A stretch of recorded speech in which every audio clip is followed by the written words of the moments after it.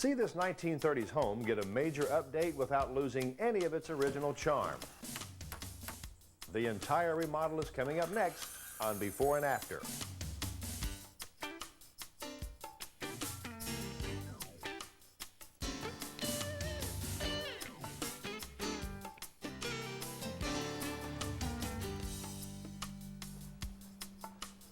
Hello there, welcome to Before and After. I'm Pat Simpson. The home that we're featuring on this episode is located in South Florida, and you're absolutely not going to believe it. Now, this home was originally built in the 1930s, but the owners of the home now want to update it, make it more modern, but they want to keep the same charm and the same look of that 1930s home. Well, we're going to see how the designer did that a little bit later on in the show. We're also going to see some of the remodeling highlights and see how that construction process took place. And then we're going to take a tour of the finished new home and compare the before to the after. The owners, Ken and Cheryl, had just sold their old home and were on the lookout for a property just like this. All our kids, we have 5 children together, and all our children are off to college and 2 are getting married this year, and we decided to scale down. Well, we didn't really scale down, but we did change locations. And my theory was to have a house with a guest house. So when our adult kids came in or the grandchildren that I'm looking forward to, they'd have a little guest house, and we'd build a pool in between, and we'd have our own little compound here. In fact, part of that compound is already being put to good use. We're living in this guest house, which is less than 500 square feet for the next 6 months while we build this addition and renovate this main house. I'm very happy with it. I feel like I'm in a little Manhattan apartment. The house sits on a fabulous 1-acre lot near the Intercoastal Waterway. The couple immediately fell in love with the area. One of the things about this particular area that was so attractive to us was the foliage. That being this proximate to a small city and heavy shopping, and having this kind of dense foliage, trees of anywhere from 20 to 70 years of age. Cheryl is a real estate professional and knew that she could have made money by tearing down the house and replacing it with townhomes. But both she and Ken feel that in many ways, the character of the existing home is already priceless. There's a small kitchen. I would say probably the majority of people that don't have a trained eye in real estate would immediately totally modernize it, double the size, maybe triple the size. We're not going to do that. We're going to put an old Viking gas stove in there, and it's going to be all new appliances, etc., but it will read a 1936 house. It'll have stone floors that are brand new, but it will read a 1936 house. We're not adding square footage that will make it look like a modern contemporary home. We're keeping the smaller rooms, we're keeping the same ceiling in the main house. You'll see a very old cypress ceiling that you just can't find that wood anymore. I think the main thing we're trying to save from the house is the feeling, which all too often is lost when people come in, find a product or a home that's aged, and figure that by tearing it down and starting a new project, they're going to have a nicer home. I think the way these homes were built is something that you don't see often today. Certainly you've got to update for current codes your electrical and plumbing for safety and for convenience. So I think we wanted to save the natural beauty of what existed. So you've got the look, you've got the space. You and Alan came up with exactly what you wanted. Absolutely wonderful. In fact, we're going to take a tour of the inside a little bit later on, and the 2 of you are going to join us on that tour. But before we do that, let's take a quick look at some of those construction highlights. On our first visit to the construction site, forms are being prepared for the slab, which will support the new Master Suite addition. Rebar is in place to reinforce the concrete, which will be poured later. Around back, the beautiful new pool is already in working order. A worker from the gas company is on site to dig the new gas line, first using power tools, then time-honored manpower to dig the line and remove the rocks. At this stage, the interior of the home looks relatively untouched.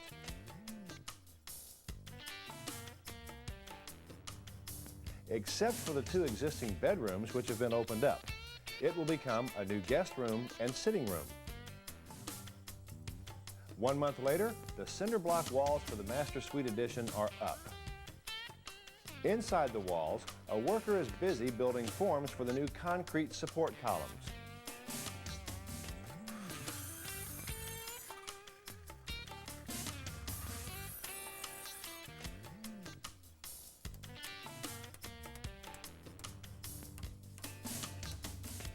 3 months later, it's time for a quick lesson in hurricane codes.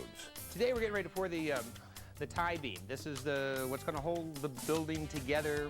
This is what we need to do in South Florida. This steel bar is connected down into the foundation and all the way up into the tie beam, so that it provides continuity, so that if any uplift forces from a hurricane are exerted against the building, they'll be transmitted all the way down into the foundation, helping the building to stay together.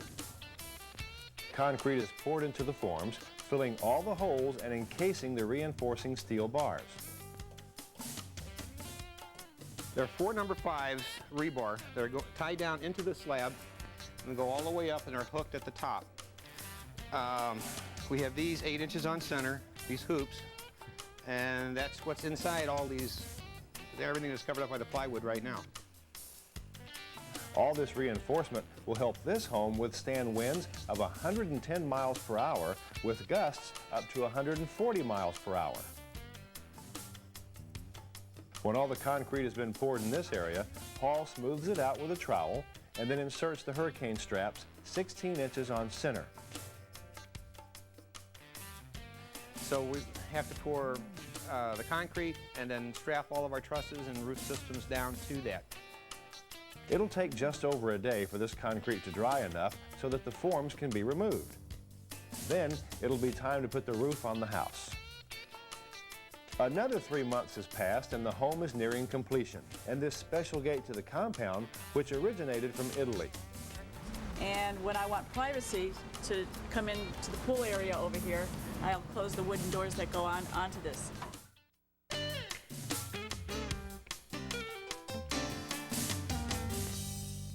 Hello there, welcome back to Before and After. I'm Pat Simpson. If you're just joining us, you are not going to believe this house. We're about to show you how the house turned out after the remodel. But before we do that, let's show you what the house used to look like. The home was originally built in the 1930s. It's located on a beautiful 1-acre lot near the South Florida Intercoastal Waterway. The homeowners fell in love with the property and they knew they could have easily demolished the home and constructed townhomes in its place.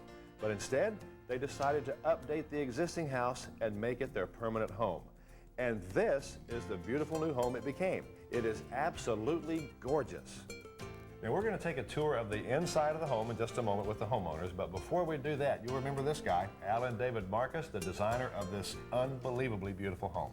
It's just great. Now, there was a couple of reasons why you didn't just tear the home down and start over. One was because they wanted to maintain the look of the house. Correct. What was the other?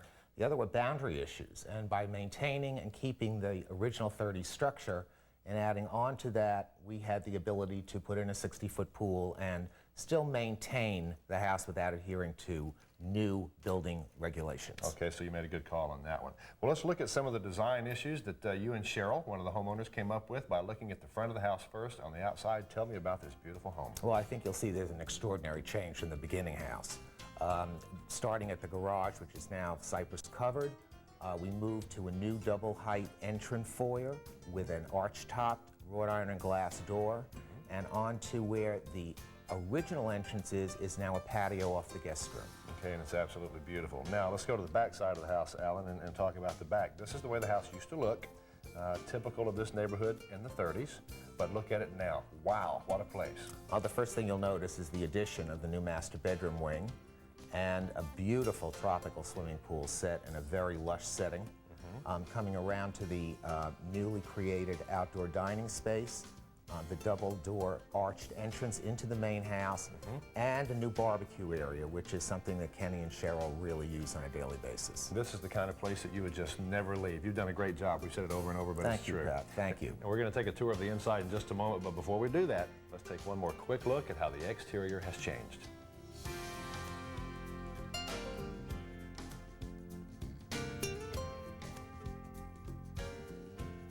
And now we are about to take a tour of the inside of the house with these two people right here, the ones that saved the house, so to speak, and did not tear it down. The very happy, very proud homeowners. This is Ken and Cheryl. Guys, it's beautiful. Thanks, Pat. It is absolutely great. Now, let's start right here. Now, this area is your new kitchen, but before we see the new, let's take a look at the old. My old kitchen was very small, extremely dated, and very dark. Okay, but certainly not the case now, right?